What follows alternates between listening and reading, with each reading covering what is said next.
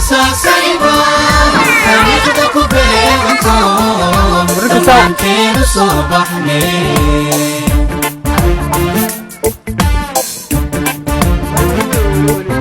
مركي لبلا مين بلان باسا سايبا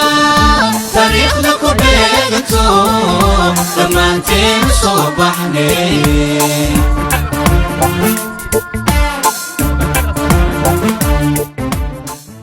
halkan waa kooxdii Lighthouse International Academy oo u dabaaldegayso sanad guuradii 12aad ee aasaaska Puntland 2019 qabal shacabka Puntland iyo Soomaaliya dhamaantood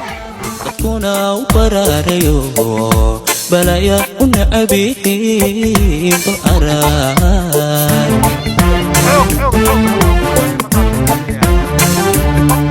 bal arag gobolada Puntland